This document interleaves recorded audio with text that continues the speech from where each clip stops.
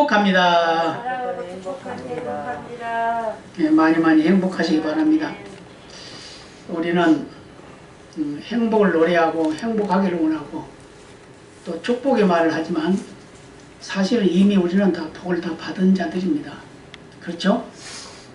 이 세상에 80억 인구가 지금 현재 살고 있다는데 그 중에 내가 선택되어서 구원받은 하나님의 자녀가 됐다는 거 얼마나 감사해요. 그러죠? 그럼 우리는 언제든지 주님이 부르면 그냥 가는 거예요. 어디로? 하늘나라로. 그러나 세상에 많은 사람들은 그것도 모르고 살다가 지옥의 형벌로 들어가고 맙니다. 예, 그래서 그들의 영혼을 구원하기 위해서 우리는 이제 새로운 각오로 다짐하고 또 증거하고 자랑을 해서 새로운 생명을 구원한 일에 쓰임받아야 될 줄로 믿습니다. 아멘. 예. 예, 우리 성도들은 언제나 어디서나 누구에게든지 복을 비는 축복의 삶을 살아야 됩니다. 그것은 하나님께서 명령하셨고 또 주님께서도 명령하셨기 때문입니다.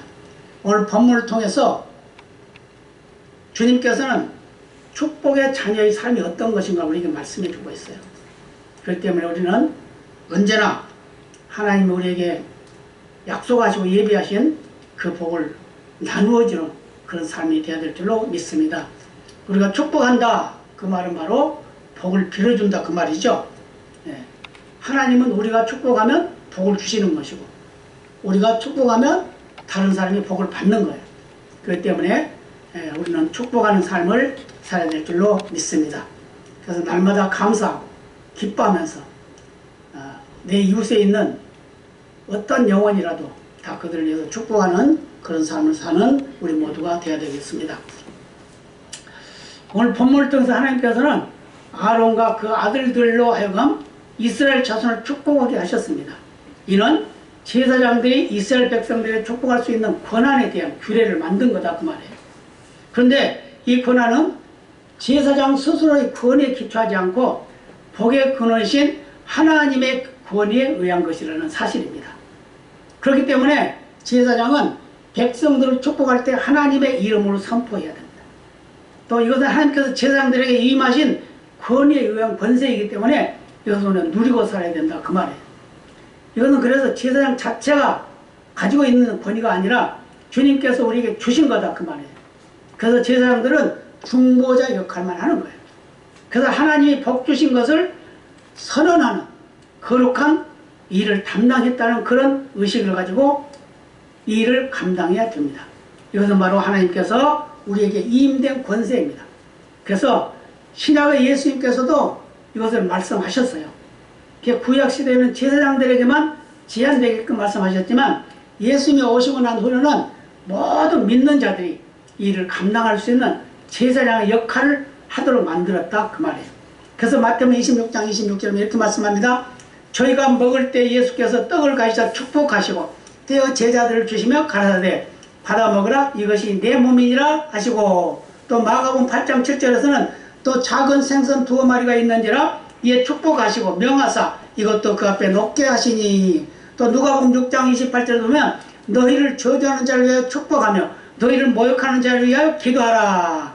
그러므로 성도들은 그 권세를 이음받는 자로서 이웃에게 복음을 전달하고 그들을 위해서 복을 빌어야 한다는 걸 믿으시기를 바랍니다. 그래서 우리는 누구에게나 축복하는 삶을 살아야 돼. 원수를 할지라도 축복해요. 그래서 그랬죠?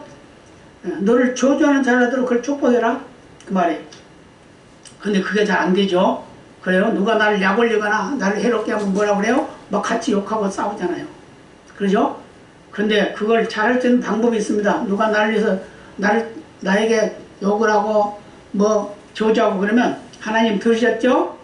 하나님이 들으신 대로 갚으세요. 이렇게 하면 돼요. 예, 그러면 되는 거예요. 그러고는 밖으로 뭐라고 그래요?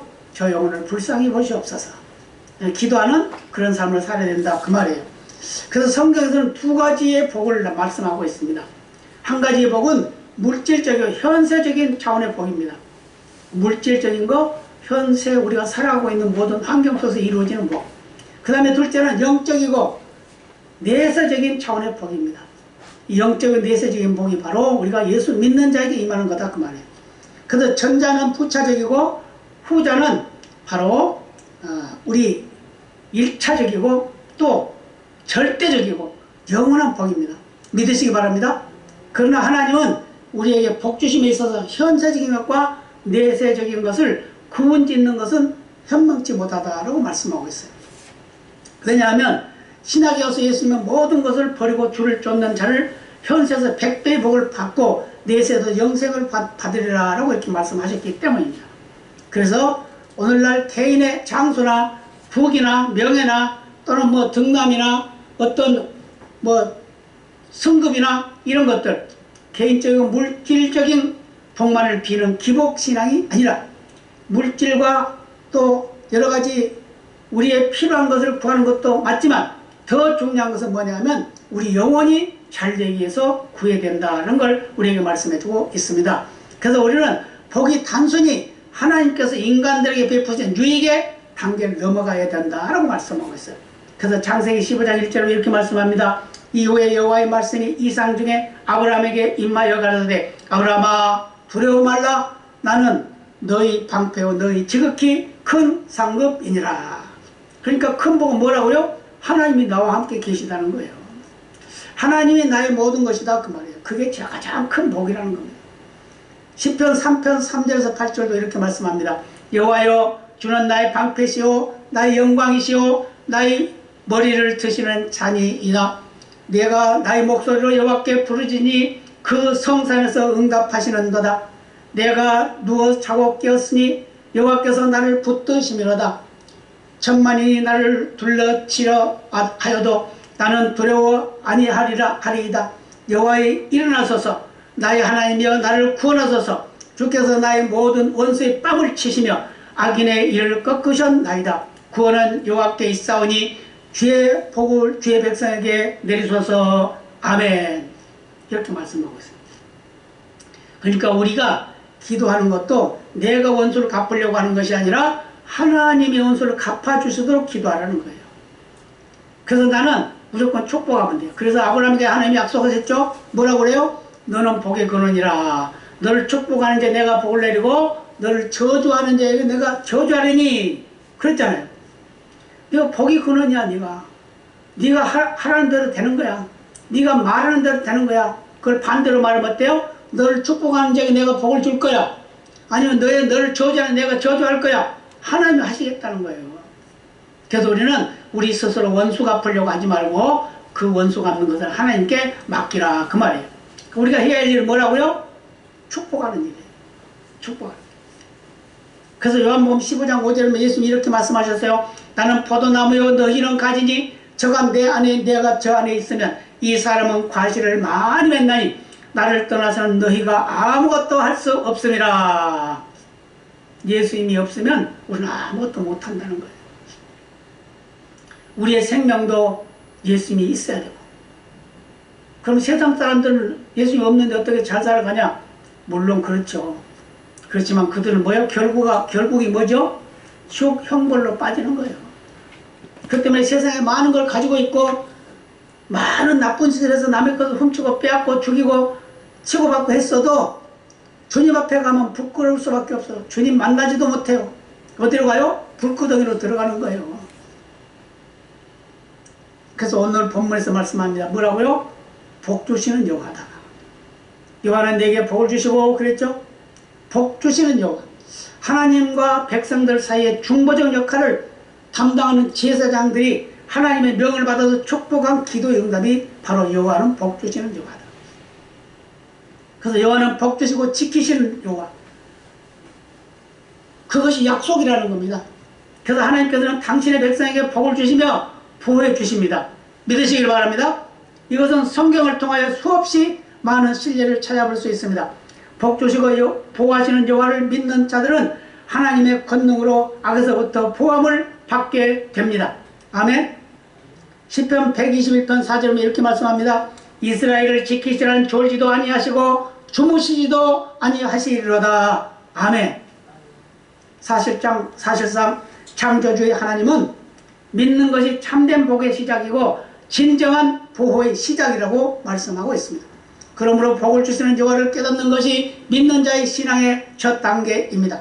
여기서 세 가지 복에서 여호와를 반복하는 것은 하나님의 은혜와 복을 강조하는 표현법이며 복의 근원이 하나님이심을 분명히 말씀하고 있음을 믿으시기를 바랍니다. 그 다음에 하나님은 은혜를 주시는 여호와이십니다. 제사장이 축복할 기도의 제목이 바로 뭐냐? 여호와께서 은혜 베푸시길 원한다라는 말씀입니다. 하나님께서 당신의 백성에게 은혜를 베푸십니다.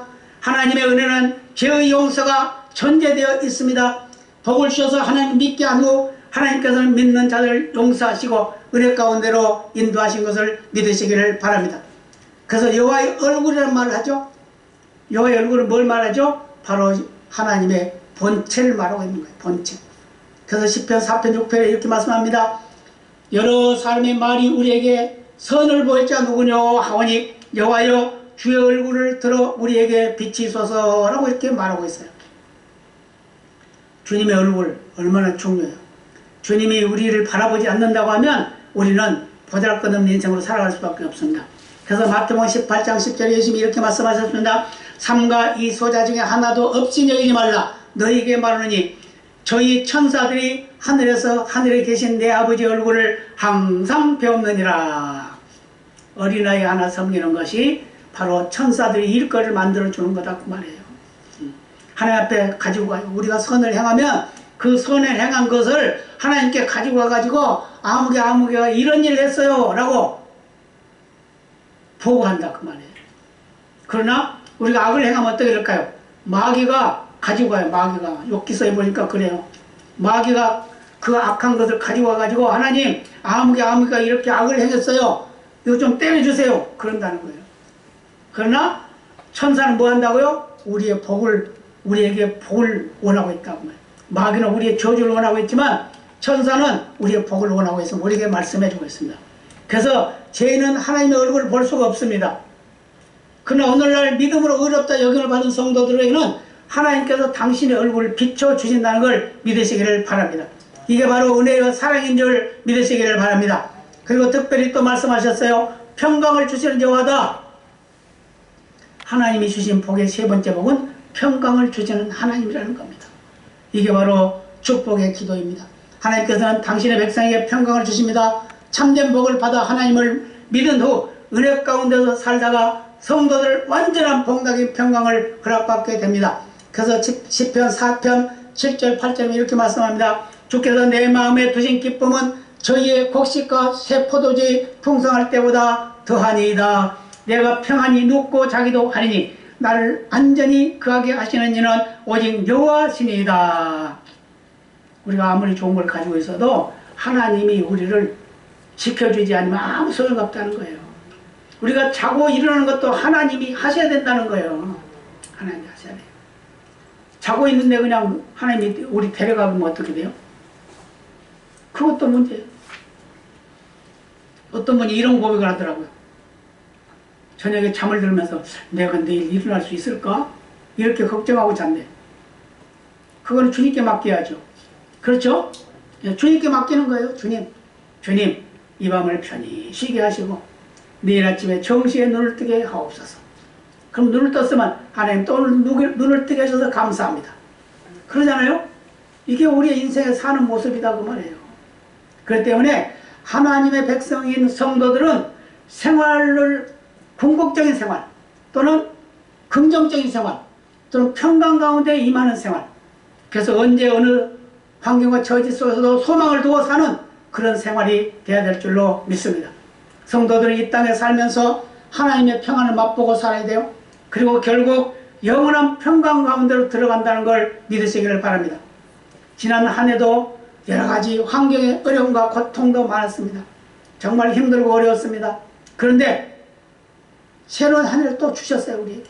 왜요? 소망을 주시는 소망을 주셨다 그 말이에요. 그래서 이제 금년 한 해는 또 새로운 소망을 가지고 하나님의 신실하신 사랑을 실천해 갈 수 있는 그런 계기를 만들어가는 그런 삶이 되어야 될 줄로 믿습니다. 그러기 위해서 뭐 해야 된다고요? 축복하며 살아야 된다 그 말이에요. 여호와는 내게 복을 주시고 너를 지키시기를 원하며 여호와는 그 얼굴을 내게 비치사 은혜 베푸시기를 원하며 여호와는 그 얼굴을 내게 향하여 드사 평강 주시기를 원하노라 라고 축복하면 하나님께서 복을 주신다 그 말이에요. 여호와께서 우리를 바라보고 계십니다. 그 얼굴이 우리에게 향해 있습니다. 그것은 바로 우리 백성들에게, 우리 모든 가족에게, 우리 모든 성도들에게, 세계 만민을 향해 보고 있습니다. 그 보고 있는 그 얼굴은 바로 빛이시고 능력이시고 사랑이시고 이루고 소망인 걸 믿으시기를 바랍니다.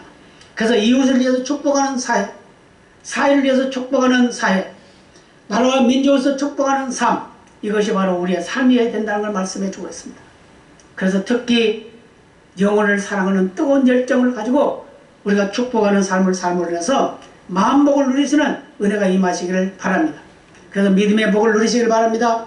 물질의 복도 누리시길 바랍니다. 종교와 부귀의 복도 누리시길 바랍니다. 건강의 복도 누리시길 바랍니다. 이 모든 것이 예수 그리스도 이름으로 아름답게 열매 맺는 귀한 역사가 임하는 은혜의 삶이 되시기를 예수님의 이름으로 축복합니다.